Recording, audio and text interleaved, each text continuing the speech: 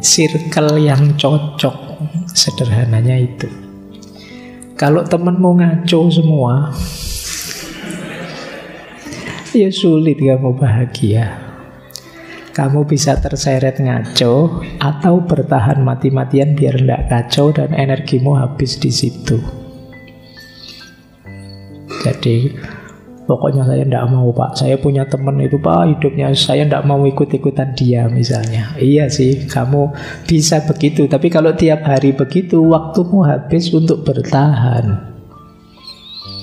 Kayak orang sepak bola ya, kalau waktumu habis untuk bertahan saja ya lama-lama mesti kebobolan. Jadi kalau memang sama sekali kamu tidak bisa melawan circlemu, ya minggir dulu. Jadi kalau lingkunganmu memang tidak mendukung pertumbuhanmu, minggir saja, tidak apa-apa. Karena kamu butuh teman yang baik untuk menularkan kebaikan pada dirimu. Makanya ada syair Jawa yang dulu dari Sunan Bonang itu, obatnya hati itu wong kang soleh kumpulono. Deket-deketlah dengan orang soleh, biar ketularan soleh, biar vibrasi dan frekuensimu nyambung dalam kesolehan.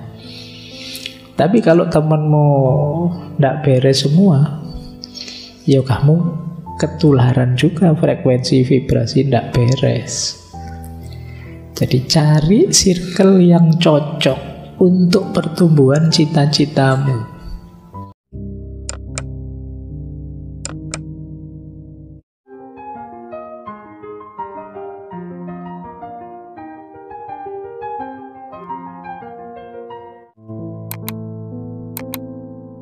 Assalamualaikum warahmatullahi wabarakatuh. Ada cara berpikir yang seperti ini. Jadi bulan ini kita memperkaya perspektif. Siapa tahu ada perspektif-perspektif yang cocok untuk situasi hidup kita saat ini. Jenis-jenis kebahagiaan ini saling berkait. Untuk bisa bahagia secara batin, lahir kita harus bahagia. Untuk bisa menemukan kebahagiaan hakiki, batin harus beres, lahir juga harus beres, sudah bahagia. Tapi kalau kita berhenti di kebahagiaan lahir saja, bisa saja kita tidak mendapat kebahagiaan batin dan tidak ketemu kebahagiaan hakiki. Itulah mengapa banyak orang kaya, banyak orang sukses, tapi tidak bahagia. Kenapa? Kebahagiaan yang dia miliki hanya kebahagiaan lahir. Dia belum menggarap ranah kebahagiaan batin. Kita kan kadang-kadang heran dengar berita, apalah artis Korea sukses, cantik, pasangannya ya cakep, stres, depresi, bahkan ada yang sampai bunuh diri. Itu kan kita geleng-geleng, kurang apa ya? Wong saya mimpi kayak gitu, saya pengen kaya, saya pengen pasangan yang hebat, saya pengen punya rumah, punya mobil. Mereka punya semua yang saya inginkan, tapi kok stres, kok tidak bahagia? Nah, karena yang kamu sebut, yang kamu kejar tadi adalah masih kebahagiaan lahir. Dan tidak jaminan kamu kalau sampai titik kebahagiaan lahir itu batinmu beres. Tapi sebaliknya, kalau kamu sampai di titik lahir di titik batin, biasanya lahirnya beres. Jadi ini, ya lahir itu paling tidak terpenuhi kebutuhan-kebutuhan lahiriahmu. Jadi nanti ketika membahas tema kebahagiaan, kalau menurut Hamka, ayo kita cek ya. Ada kebahagiaan lahir, ada kebahagiaan batin, ada kebahagiaan hakiki. Kalau kebahagiaan lahir itu fisikal, kalau kebahagiaan batin itu hati dan akal, kalau kebahagiaan hakiki itu eksistensial. berhubungan dengan kesejatian kita sebagai manusia. Pak, saya sudah mencapai kebahagiaan hakiki, Pak. Misalnya, kamu punya duit? Tidak punya, Pak. Sulit. Jadi kenapa? Karena kalau kamu shortcut tiba-tiba kebahagiaan hakiki, kamu merasa makrifat, tapi kebahagiaan lahirmu tidak terpenuhi, bisa saja nanti modal kebahagiaan hakiki itu kamu gadaikan untuk kebahagiaan lahir. Itulah mengapa kadang-kadang ada orang agamanya pinter, mantep, batinnya luar biasa, tapi ya dia pakai itu semua untuk mencari keuntungan lahiriah. Jadi karena dia yang bawah belum beres, tiba-tiba merasa sudah atas, atau sebelumnya belum nyampe sih sebenarnya, hanya actingnya saja. Banyak orang sekarang acting. Ada yang acting jadi orang pinter, ada yang acting jadi ulama, ada yang acting, banyak orang acting. Kamu harus hati-hati hari ini, karena sekarang fasilitasnya memungkinkan. Kamu ingin jadi apa saja, apalagi dunianya dunia media sosial, dunia digital. Kamu bisa jadi apa saja yang kalian inginkan. Kalian ingin jadi paling hebat, bisa. Kalau di dunia nyata pendiam, kalem, tapi begitu masuk dunia medsos gowanes, itu banyak yang kayak gitu. Jadi kamu bisa berubah 180 derajat. Kadang orang kaget, orangnya cuma kayak gini, tapi postingannya kan ngeri-ngeri. Itu acting namanya. Nah, kebahagiaan juga begitu. Banyak orang yang acting bahagia, padahal dia bahagia bener apa enggak, hanya dia yang tahu. Baik, kita lanjutkan ya, karena masih agak panjang ini penjelasan-penjelasan beliau. Sekarang kita jelajahi jalan-jalan menuju kebahagiaan. Untuk menuju kebahagiaan, kita harus memperhatikan dua aspek. Yang pertama aspek material dalam kehidupan kita, yang kedua aspek immateri. Yang pertama apa? Aspek materialnya. Syaratnya untuk kita bahagia nanti secara paripurna tuntas adalah sehat badan dan sehat jiwa. Sehat badan yang paling awal, karena kalau fisik kita tidak sehat, jiwa kita juga tidak akan optimal. Sepinter apapun misalnya, Pak, saya itu pinter loh Pak, akal saya itu buat mikir apa saja bisa, tapi kamu ringkih, gampang sakit, waktunya enak-enak ngomong malah batuk. Tidak sehat kan, tidak bisa optimal. Maka kesehatan nomor satu kalau kalian pengen bahagia. Sejak sekarang kamu rancang sendiri hidupmu biar kamu tetap sehat sampai besok. Sedahsyat apapun kamu, kalau sakit selesai sudah. Kamu sendiri yang ngatur ya hidupmu. Mungkin yang tiap hari melekan di kafe-kafe, mulai kamu manage. Hidupmu butuh istirahat. Meskipun bukan berarti istirahat terus. Ya, Pak, saya ini jaga kesehatan loh Pak, saya tiap hari tidak ngapa-ngapain biar sehat itu ya berdoa. Jadi cari rumus sehat yang positif. Ya termasuk kesehatan jiwa. Kesehatan jiwa itu berarti kamu menjaga pikiranmu, menjaga hatimu. Kalau fisik tadi jangan dimasuki misalnya oleh makanan-makanan yang tidak bergizi, makanan-makanan yang mengacaukan kesehatan. Ya jiwa rohani juga begitu. Akalmu jangan disuplai hal-hal yang merusak. Hatimu jangan dikotori oleh hal-hal yang membuat kita buta, membuat kita gelap. Kalau isi pikiranmu barang rusak semua, ya cara pandangmu terhadap hidup juga rusak.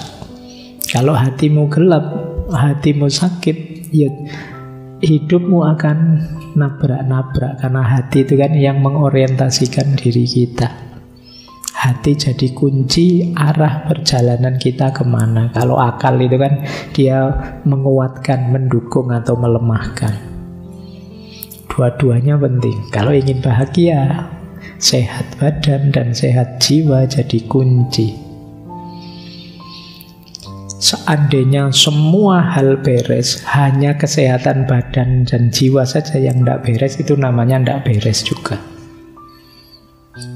Jadi jangan dikira kesehatan itu sepele. Apa sehat itu kan fisik saja. Iya, tapi tanpa itu hidupmu tidak akan bermakna. Jadi jaga kesehatan. Makanya mensana, ya, dalam tubuh yang sehat terdapat jiwa yang sehat. Maksudnya dalam pengertian seperti yang saya jelaskan tadi. Meskipun kalau dibalik juga bisa. Dalam jiwa yang sehat akan ada badan yang sehat. Jiwa sehat itu berarti kan berpikirnya jernih, hatinya juga terang. Kalau orang berpikirnya jernih, badannya mesti sehat. Kenapa? Dia tahu apa yang membuatku sehat dan harus aku lakukan, apa yang membuatku sakit dan harus aku jauhi. Nah, kok kamu ngaku pinter tapi tidak tahu caranya hidup sehat, ya berarti kamu kurang pinter. Jadi orang pinter itu tahu cara menjaga kesehatannya. Nah, jadi ini rumus pertama kalau ingin bahagia. Sehat jiwa, sehat raga. Kalau lagu Indonesia Raya itu kan bangunlah jiwanya, bangunlah badannya. Jadi dua-duanya harus bangun, harus sehat semuanya. Dan saling mempengaruhi. Tidak bisa sehat salah satu saja. Harus dua-duanya sehat. Sakit di salah satu, alamat yang lain terpengaruh. Baik. Di buku dijelaskan lebih detail oleh Hamka cara untuk kita meraih kebahagiaan jiwa itu ilmu dan melakukan hal-hal yang dapat menyucikan diri. Ini dulu pernah dijelaskan panjang lebar hubungannya ilmu dengan kebahagiaan waktu kita membahas Sokrates dan Plato. Karena ini termasuk yang diambil oleh Hamka, bahwa orang bahagia itu kuncinya ilmu. Kok ada orang ilmunya tinggi tapi tidak bahagia, berarti dia sebenarnya belum terlalu tinggi ilmunya. Kalau sudah tinggi ilmunya, dia tahu caranya bahagia. Yang kedua, ini juga menarik. Kalau ingin bahagia, harus punya teman yang baik. Circle yang cocok, sederhananya itu. Kalau temanmu ngaco semua, ya sulit kamu bahagia. Kamu bisa terseret ngaco atau bertahan mati-matian biar tidak kacau dan energimu habis di situ. Jadi pokoknya saya tidak mau Pak, saya punya teman itu Pak, hidupnya saya tidak mau ikut-ikutan dia misalnya. Iya sih, kamu bisa begitu. Tapi kalau tiap hari begitu, waktumu habis untuk bertahan. Kayak orang sepak bola ya, kalau waktumu habis untuk bertahan saja lama-lama mesti kebobolan. Jadi kalau memang sama sekali kamu tidak bisa melawan circlemu, minggir dulu. Jadi kalau lingkunganmu memang tidak mendukung pertumbuhanmu, minggir saja, tidak apa-apa. Karena kamu butuh teman yang baik untuk menularkan kebaikan pada dirimu. Makanya ada syair Jawa yang dulu dari Sunan Bonang itu, obatnya hati itu wong kang soleh kumpulono. Deket-deketlah dengan orang soleh, biar ketularan soleh, biar vibrasi dan frekuensimu nyambung dalam kesolehan. Tapi kalau temanmu tidak beres semua, kamu ketularan juga, frekuensi vibrasi tidak beres. Jadi cari circle yang cocok untuk pertumbuhan cita-citamu. Kalau kamu pinginnya jadi pemain band kan kamu harus deket-deket teman-teman yang seneng musik. Kalau kamu pingin jadi apa, deket-deket dengan teman yang sesuai dengan apa keinginanmu tadi. Ini circle. Jadi cari teman yang baik, yang mendukung kebahagiaanmu. Jangan cari teman yang mengacaukan ritme hidupmu, apalagi yang benci kamu, apalagi yang dendam padamu, apalagi yang dengki padamu. Kamu tidak akan tenang hidupmu. Baik, jadi ini yang pertama ya, untuk bahagia, sehat jiwa raga, teman baik. Nanti kamu cari dalam hidupmu masing-masing mana yang sudah saya miliki dan mana yang belum. Kalau belum, hadirkanlah. Akan jadi syarat kebahagiaanmu. Yang ketiga, kalau ingin bahagia harus mau berpikir.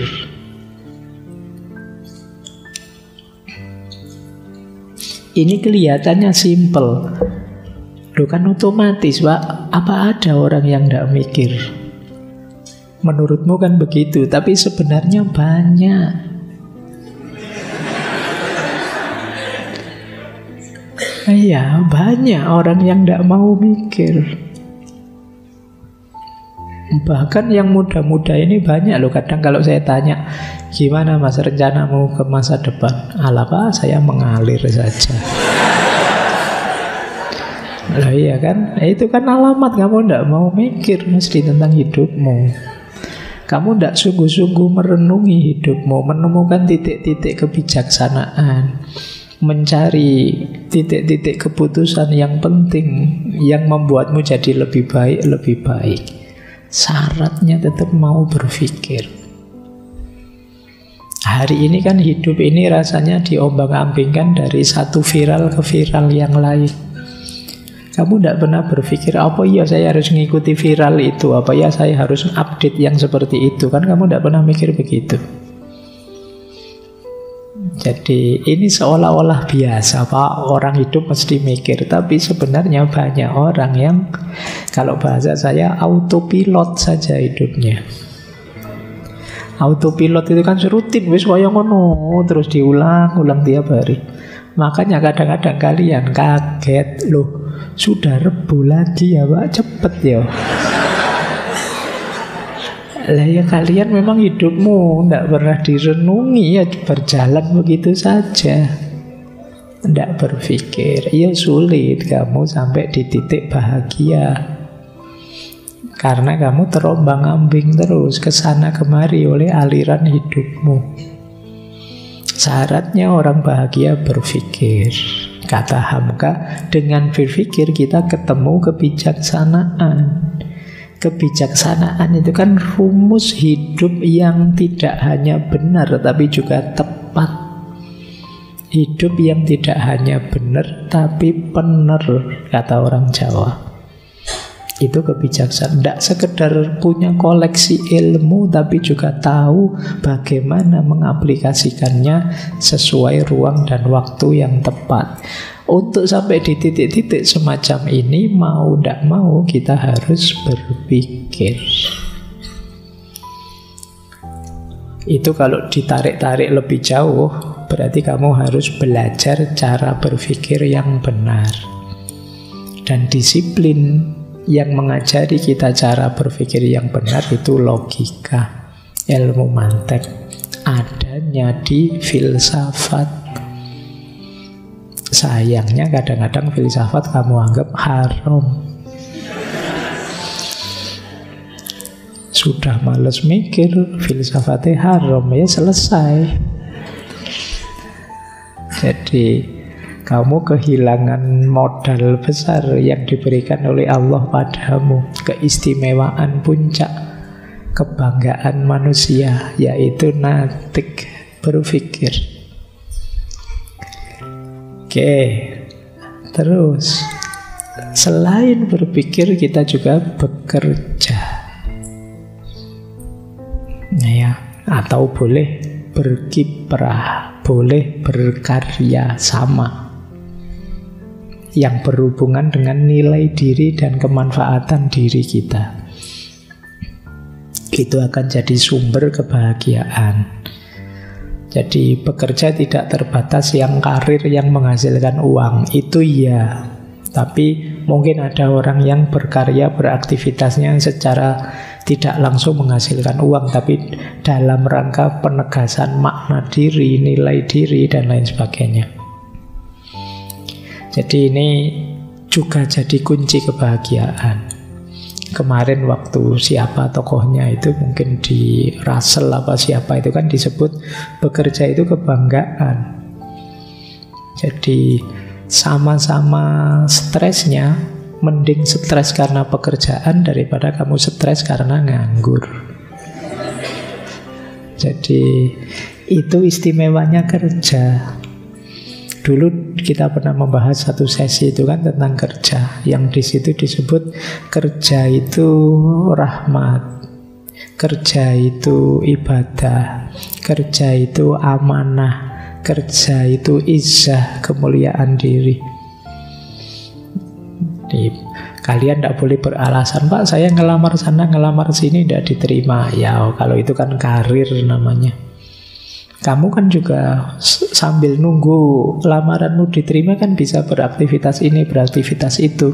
Mungkin tidak menghasilkan uang, tapi berkontribusi entah apa terhadap dirimu maupun lingkungan sekelilingmu.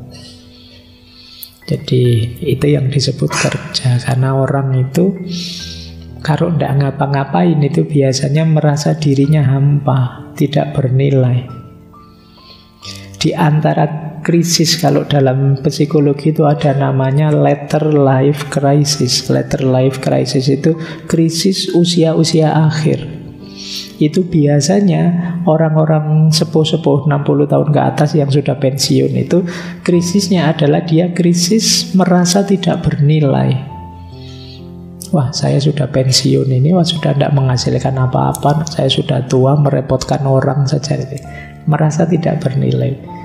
Makanya kadang-kadang beliau-beliau yang sudah sepuh itu kadang-kadang kalau di rumah itu tidak mau diam, melakukan apa saja, ya nyapu lah, ya apalah.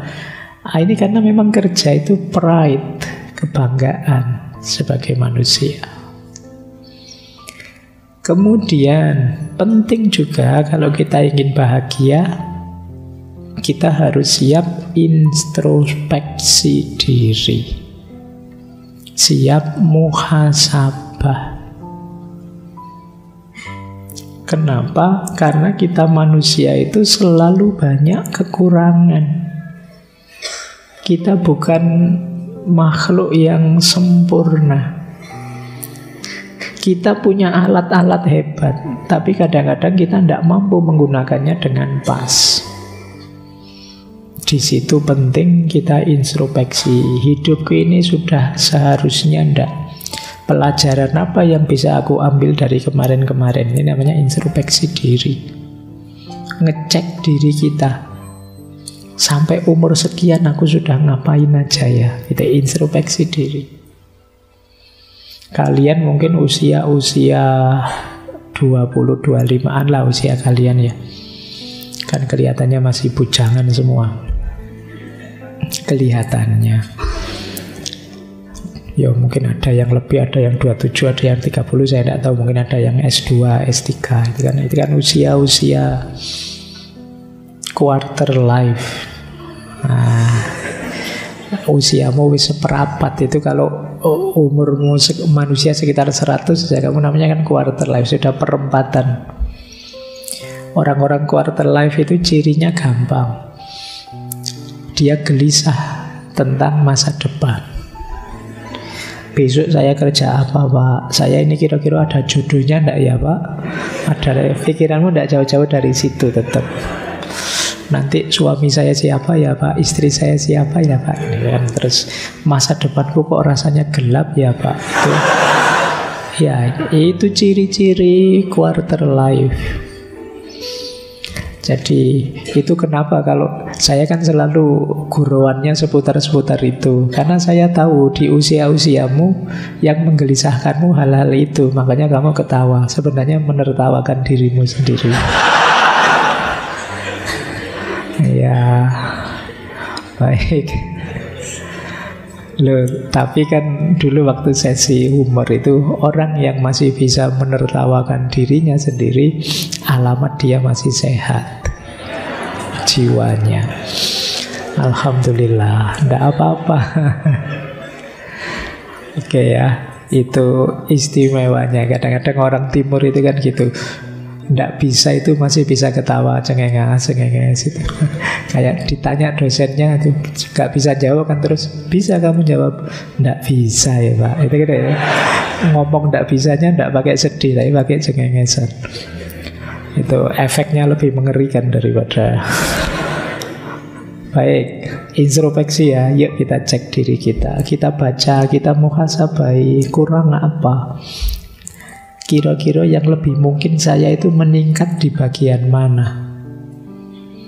Karena di antara penyesalan hidup adalah ketika kita sadar kemarin-kemarin saya belum memberikan versi terbaik diriku dalam hidup. Coba kemarin saya begini, coba kemarin saya begitu. Itu biasanya penyesalan hari ini. Kenapa ada logika coba-coba tadi? Karena kemarin saya belum melakukan yang terbaik. Kalau sudah melakukan yang terbaik semampu kita, meskipun hasilnya tidak memuaskan, ya kita bisa legowo. Ya nilai saya jelek, tidak apa-apa. Ya mungkin memang segitu kemampuan saya sudah maksimal. Tapi ketika kita tidak maksimal, tidak memberikan yang terbaik, begitu nilai saya jelek, kita kan kecewa. Coba kemarin saya agak serius sedikit ya, coba kemarin saya agak mempeng sedikit belajarnya. Di titik ini ayo introspeksi. Jangan jatuh 2 kali di titik yang sama. Baik, ini yang kedua. Jadi berpikir, bekerja, introspeksi diri. Yang ketiga,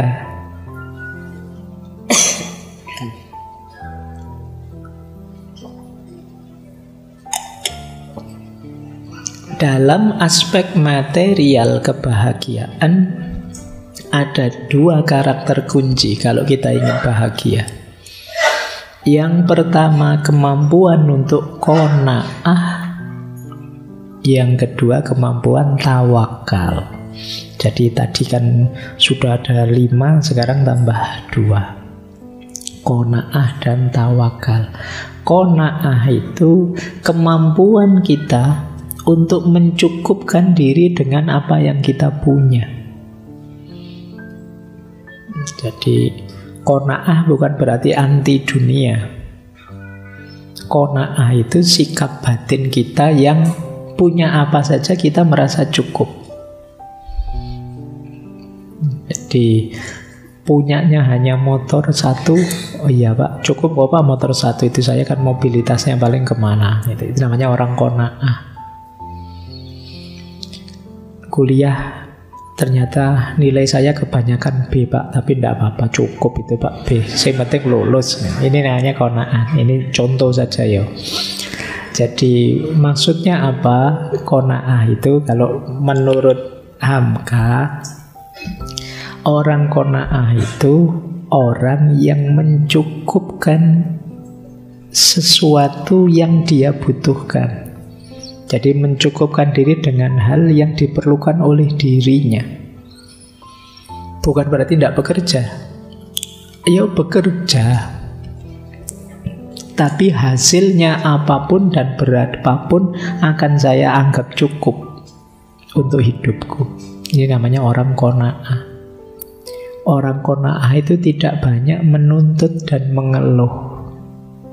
Apa adanya saja kita nikmati. Ini orang qanaah. Di antara cara mudah untuk segera bahagia itu membangun jiwa yang qanaah. Kita selama ini sering salah rumus. Ketika ingin bahagia kita target ini, target itu yang belum kita miliki. Akhirnya bahagia kita lama.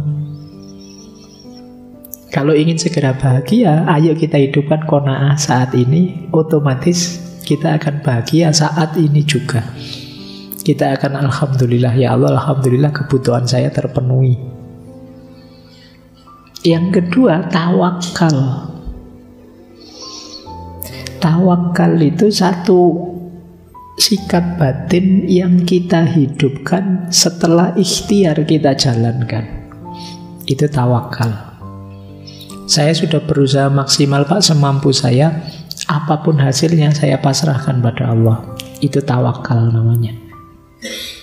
Saya sudah ke dokter Pak, sudah minum obat Pak, tapi masih batuk. Pasrah ke Allah. Itu namanya tawakal. Jangan belum minum obat, belum periksa, belum apa, sejak awal sudah pasrah saja pada Allah Pak. Itu bukan tawakal, itu namanya. Jadi tawakal itu kita lahirkan setelah ikhtiar maksimal dijalankan. Ini akan meminimalisir rasa kecewa, rasa tidak puas terhadap hasil dari yang kita lakukan. Jadi dua rumus ini, qanaah dan tawakal, bisa membuat kita segera bahagia. Tidak harus menunggu nanti, besok, tidak harus tergantung ini, tergantung itu. Baik, meskipun qanaah dan tawakal ini lebih mudah diceramahkan daripada dijalankan. Karena tidak gampang kamu membentuk jiwa qanaah itu, apalagi yang muda-muda, cita-citanya masih panjang, keinginannya masih macam-macam. Tapi boleh pelan-pelan kamu latih sejak sekarang, karena akan jadi senjata yang kuat ketika hidupmu dalam kesulitan, keterpurukan, dan lain sejenisnya. Latihan qanaah dan tawakal. Baik, jadi itu tadi sisi-sisi materialnya untuk bahagia. Selanjutnya Hamka menjelaskan sisi batinnya, sisi imateri dari kebahagiaan. Ada 4. Ini menarik ya.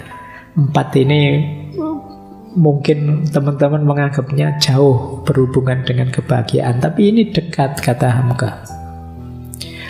Jadi apa sih kondisi batin yang penting agar kita bahagia? Yang pertama, i'tiqad. Yang kedua, yakin. Yang ketiga, iman. Yang keempat, din. Ini sikap-sikap batin unggulan untuk orang bisa bahagia. Yang pertama, i'tiqad. Orang kalau ingin bahagia, dia harus kuat prinsip, tidak mudah terpengaruh, tidak gampang diombang-ambingkan.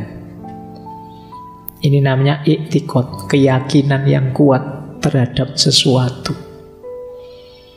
Itu i'tiqad. Nah, setelah i'tiqad ada yakin. Ini lebih dalam. Yakin ini lebih dalam daripada i'tiqad. I'tiqad itu sekedar percaya dan mantap. Tapi kalau yakin, ini tahu alasannya, ngerti dalilnya, itu yakin. Jadi yang pertama kuat pendirian, yang kedua kuat pendirian dan tahu alasannya.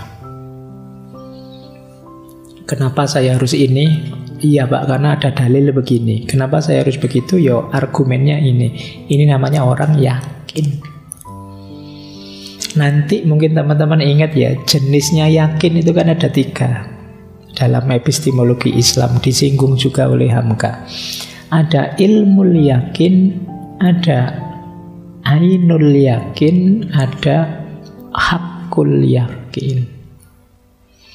Ilmul yakin itu ketika saya berangkat ke sini, saya tahu nanti teman-teman takmir akan membeli saya minum 2 gelas. Itu ilmul yakin namanya. Ainul yakin itu saya lihat sendiri, ini ada 2 gelas. Hakul yakin itu gelasnya saya ambil terus saya minum.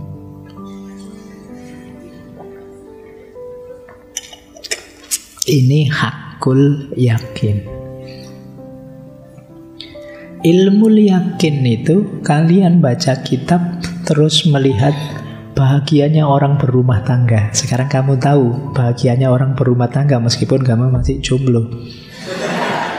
Itu ilmu yakin. Nanti begitu lihat temanmu menikah, sepanjang di atas pelaminan senyum terus. Nah, sekarang kamu ainul yakin, melihat sendiri benar orang nikah itu memang membahagiakan. Tapi ini masih ainul yakin. Kalau ingin hakul yakin, ya kamu menikah sendiri, nanti kamu baru sadar ternyata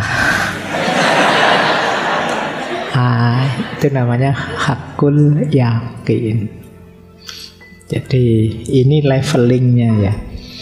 Beda dengan iktikad tadi. Kalau iktikad kan percaya saja saya Pak, enggak tahu. Tapi kalau yakin itu paling tidak minimal kamu didasari ilmu, didasari dalil.